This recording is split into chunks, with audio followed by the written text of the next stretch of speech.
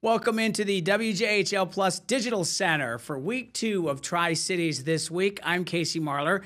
We get together every week and talk with the newsmakers and policymakers from both the state of Tennessee and Virginia. So join us every week during these sessions as we catch up with state politics throughout the region. This week on Tri-Cities This Week, we have an interview with Representative Gary Hicks. He represents District 9 in the state of Tennessee, but he's also the leader of the Finance Committee for the state of Tennessee on the House side. A lot of talk about money and how we're going to make a lot of these policies feasible financially. We're also going to talk about the new governor in the Commonwealth of Virginia, Abigail Spanberger, and the history she made along the way. So settle in for the next half hour as we bring you Tri-Cities This Week.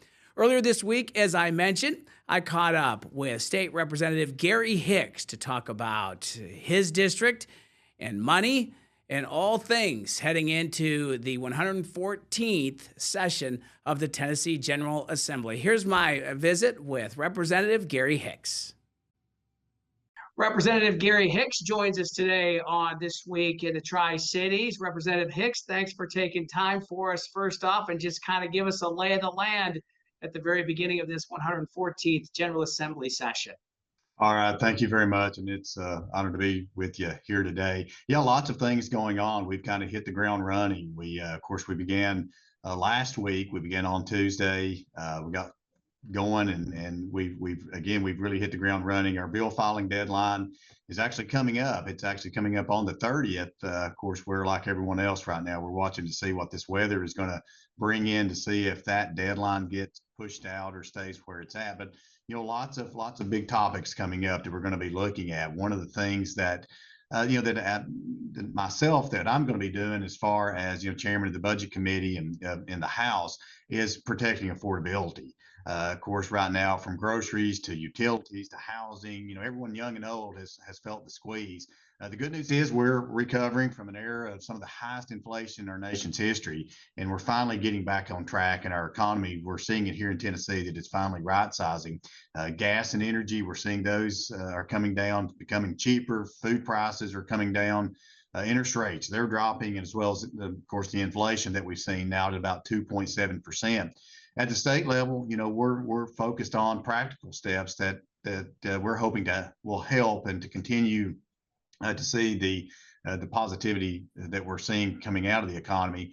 Again, we're trying to protect the affordability, lowering taxes where we can, ensuring that there are no tax increases with this particular session. We're going to continue to make smart investments that create opportunities while really cutting red tape that really drives up the prices for consumers and for Tennesseans. And in the end, we're pushing for a strong economy so paychecks can go further.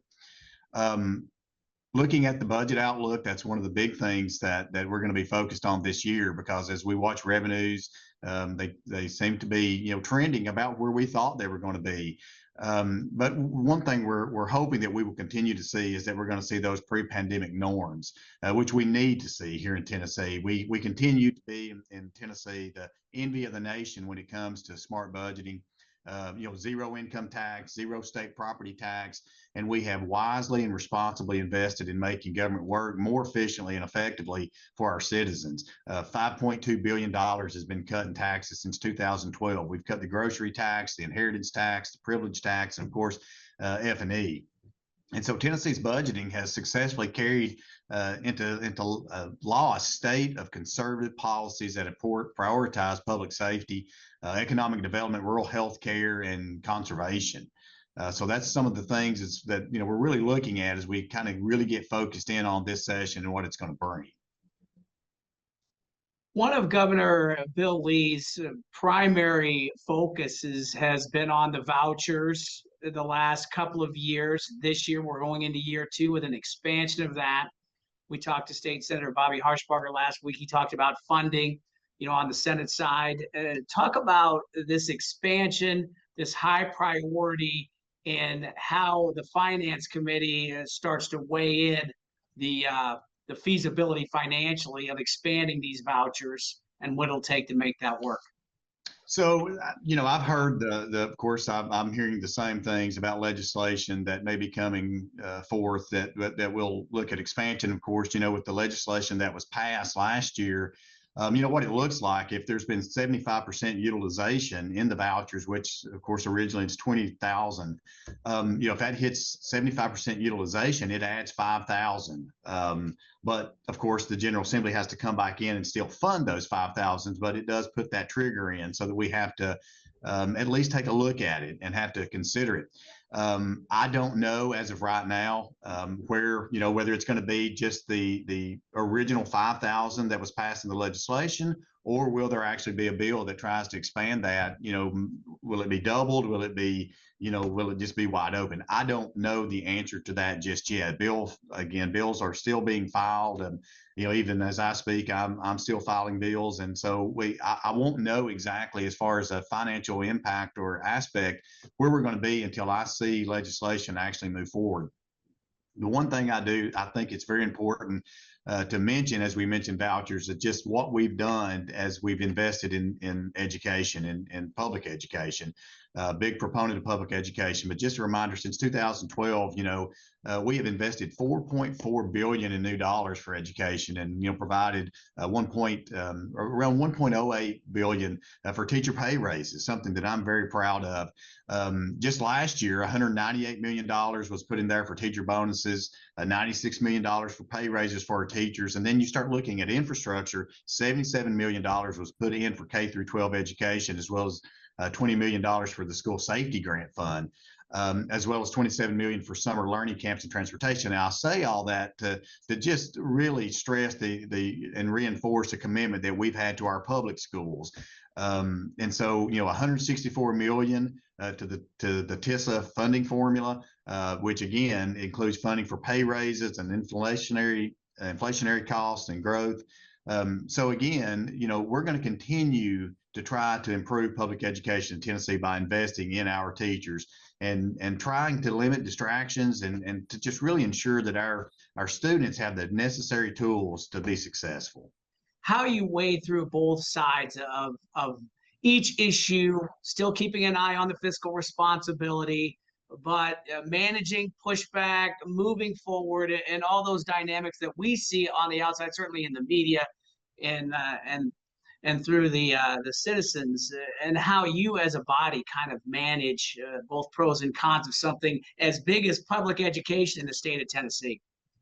Well, I can tell you, and of course you could ask my colleagues and they may have a different answer, but for me, when I look at our students in our state, there's roughly 1 million students, and of those students, 90% of those students are going to be in public education.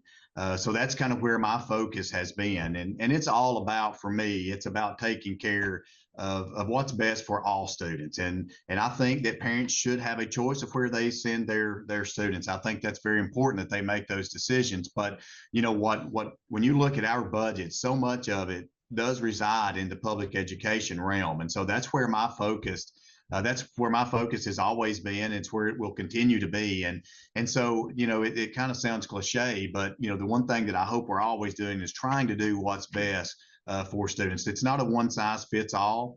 And I think there's always room obviously for public education, private education, and homeschooling. I think that should be a parent's choice on where they want to send their children. And so I think we've shown that. I think we've shown that as a state that that we want parents to do what fits their children's needs. And so I think that's what you're going to see us continue to do. And again, it's about making sure that each child has what they need to be successful. You mentioned right off the top, Representative Hicks, going to hit the ground running. And as soon as the doors flew open on the 114th General Assembly, immigration went straight to the top of the list. We've heard this topic nationally, now statewide. And one of the discussions we had early on, or we heard anyways, was that, yes, there is a financial component, but it would save Tennesseans in the long run with this push against illegal immigration. Describe budgetary-wise how you look at those issues as they begin to go before the bodies. Yeah, so I think the best place to start is when you think of it as a whole. Right now, it's been estimated that about $971 million. That's the estimated annual cost to Tennesseans, taxpayers. So that's about 4,456 if you want to do the math on that, to the average cost of Tennesseans per illegal immigrant. And so if you look at that as a whole in our country, 151 billion is the estimated cost. And so, what we're looking at with some of the legislation that you're going to see, it's about fraud, abuse, and waste. We want to make sure. I get so many calls of saying that. Folks are trying to find housing, and so we want to make sure that we take care of Tennesseans first. We want to make sure that the resources are there and available for folks who qualify for them. And I think that's the expectation for certainly the folks that I represent. They want to take care of our Tennesseans first, and so we want to make sure that we can stretch our dollars as far as we can possibly get them. And that's what you're seeing these bills. We're just trying to make sure we remove the fraud, abuse, and waste, and try to be good stewards of the taxpayers' money. Elaborate just a little bit on $4,000 per year as you take a look at cost. Describe what that's spent on and kind of how you see that financially. Yeah, what we see that in is a lot of the services where, we see that in a lot of times, whether it's inconsistent reporting, for the benefits that we see, we really don't know where we are as far as how many folks that we do have on some of that are using some of the benefits. Let me back up and say that.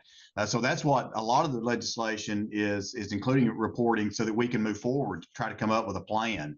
And so that's where a lot of these savings that we're going to be able to see. And it's not only that, but you think about the cost just for incarceration right now for those who go out and to commit crimes. And so it's really wide scale that we're looking at when you think about a number of 971 million. Now it's also been said that they bring the illegal immigrants bring in around 300. Well, that's still a net 600 million loss to our state and to our coffers. And so, look, here's the thing. At the end of the day, we want folks who are legally in Tennessee, whether whether they're on a visa, but whatever it is, they're here legally. We want them here. We encourage them, to come and be a productive citizen. But those who aren't, they're we have to know who you are. We have to know who is in our state, and we have to know who's on our services and our social services. And I think that's what folks want to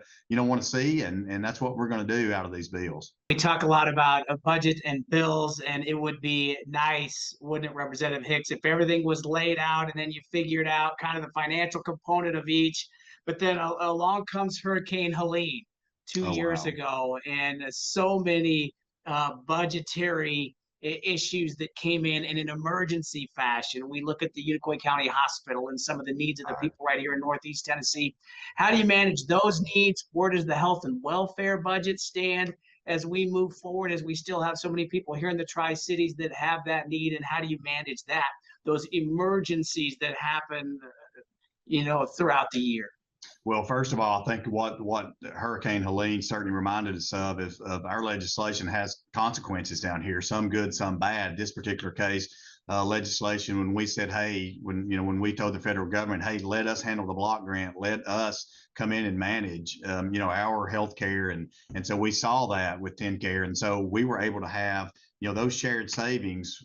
We were able to actually reinvest those savings in our healthcare back into our community when that happened up there in Northeast Tennessee. And so again, that was just a reminder to us that we have to be prepared. I think that's why you've seen us always put money back for the rainy day fund. And sometimes folks are like, why are you putting this money back? You're at over $2 billion now. When is enough enough? And when you look at a budget, and you look at still some of the needs and the infrastructure needs that we have, you realize that $2 billion is great, and it's something that we want to continue to do, and that's why, because you can only budget out so far, but you don't know what's going to be, you don't know what's going to be down the road in 3 or 4 months, and so we were prepared as much as we possibly could be with financially with what Hurricane Helene brought to us.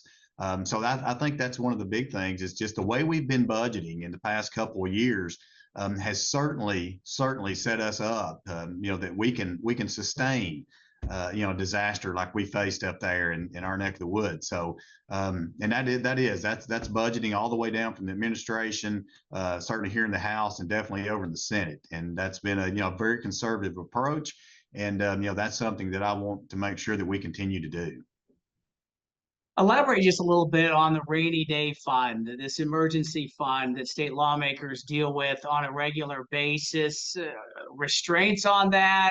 What can it be used for, or is it an open door? No, it's not an open door. It's certainly there are a lot of things that can be covered within within our state budget. We can go back and if we were to come up, the first thing about Tennessee is we're going to balance our budget. That's we make sure that what we're bringing in is what's going out. But if something happened to the effect that we came up short, instead of raising taxes, in kind of the short front, I guess coming up with a short-term plan for a long-term issue, short we could actually pull from that rainy day fund, but we would not do that. We don't want to do that more than once to try to fill in a budget. We want to make sure that those are true. It's a true balanced budget. So truly our revenues are matching our expenditures coming in. And so that's one thing. If we come up short on the revenue side, we could pull from that, but that's certainly not something, we would look at. The first thing we would do is try to make cuts, but that's there, to help fill in the gap. While we make, some hard decisions, it really gives us a little bit of buffer to be able to, to make the right decisions instead of those knee-jerk reactions is what that rainy day fund really allows us to do. It's very important. I can tell you the bond rating agencies certainly take a look at that to see, how much money that we do have, on hand. And so that's certainly something that we have really put an emphasis on, probably a little more so than maybe the administration would have liked in some situations and circumstances. But it's something that I hope we could continue to do because I think it's really important that we do that. Chatting this week with State Representative Gary Hicks. Is such an important role for all Tennesseans as chairman of the Finance Committee on the House side. Message for your constituents there in District 9, and now that we're underway here with this session, the General Assembly? Well, it's always an honor to serve the Ninth House District. I think a lot of things, a lot of good, strong leadership back home. So it's always good to see us all working together. And as we do that, the one thing about my role that's been very cool is that I've been able to remind everybody across the state that Tennessee doesn't end, around the Knoxville area, that it actually goes all the way up to Mountain City. And so that's something that I'm going to continue to do to make sure that we're totally represented across the state. And so it's an honor to serve them. And besides that, get their snow shovels out, it looks like. I will be safe on your travels. Representative Gary Hicks joins us on Tri-Cities this week. So much going on as we begin the session, and we appreciate all the work you put in, both on the finance side and the representative side for your district. And hopefully we can talk again soon. All right, sounds good. Thank you very much. We'll be right back. Welcome back into the WJHL Plus Digital Center for this week's edition of Tri-Cities This Week. I'm Casey Marler, joined today by News Channel 11 reporter Haley Pitcher. Haley, we've talked about the Tennessee side of state politics and heard from Representative Hicks. On the Virginia side, a lot of firsts after a swearing-in ceremony last weekend. Yeah, Casey, January 17th was a historic day as Abigail Spanberger was sworn in as the first female governor of the Commonwealth, as well as Ghazala Hashmi sworn in as the first Muslim woman elected to office serving as lieutenant governor, and Jay Jones sworn in as the first African-American attorney general. And they got to work quickly. Oh, yes. Several executive orders right off the bat for Governor Spanberger. and talk about some of the policies that she's already put in motion here in her first week in office. Yeah, just within her first 24 hours, Spamberger signed 10 executive orders. One of her first priorities, which was also a platform that she ran on, was making Virginia more affordable for everyone. Within her State of the Commonwealth address, she said 70% of Virginians say they cannot find affordable housing, whether to buy or rent. So with that, she signed the statewide affordability directive, which requires government branches to submit reports within 90 days identifying changes to increase affordability, saying Virginia cannot afford to wait for these policies. So right, the first week in office already establishing her agenda, and you mentioned several of those executive orders, some involving health. You mentioned housing, high quality public education has been a priority in the Commonwealth of Virginia, and she has pledged to keep that going. Now, affordability is something that all Virginians and really all politicians in the Commonwealth have agreed on. When you look at the Republican side, one of the representatives from our region in Southwest Virginia came out and saying, yes, we're for affordability, but and Yes. went on to make a statement. Yes. Well, House GOP leader Terry Kilgore, who represents Scott County, said in a press release, quote, during her State of the Commonwealth address today, the governor spoke about the challenges facing Virginia families.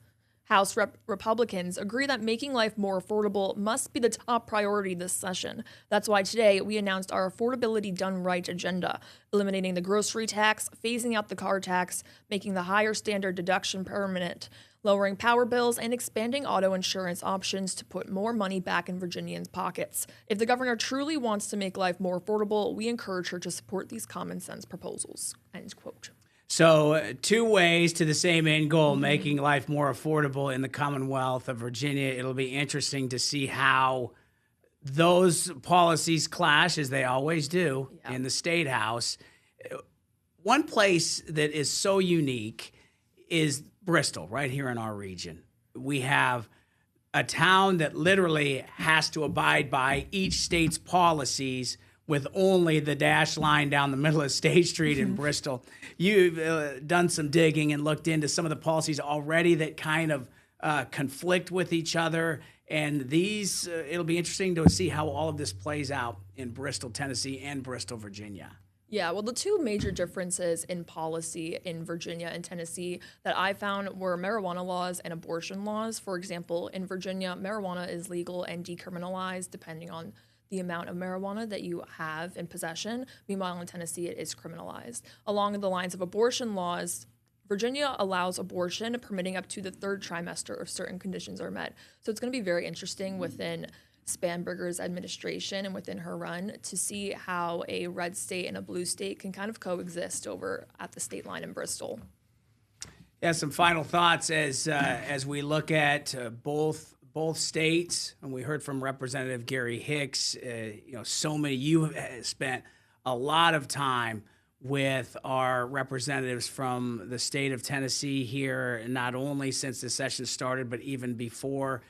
Some of the things you take away from what's going on in Tennessee and some things you look forward to politically and seeing how they play out in Virginia. I think the one thing I look forward to the most is seeing the certificate of need possibly be eliminated. I know that's a big subject for a lot of people in our region, especially given the conditions after Hurricane Helene, after the Unicoi Hospital was destroyed. So that's going to be really interesting to see how the State House all agrees on that.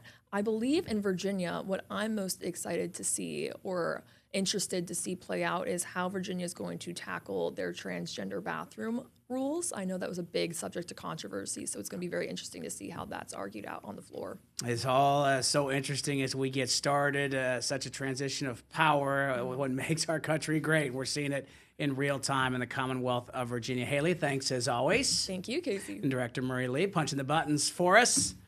And that'll do it for this week's edition of Tri-Cities This Week. Join us every week as we get together with the policymakers and the power brokers in both Tennessee and Virginia to hear what they have to say about the state of Tennessee and Virginia. This has been Tri-Cities This Week. I'm Casey Marlar for Haley Pitcher. Have a great week, and we'll see you next week.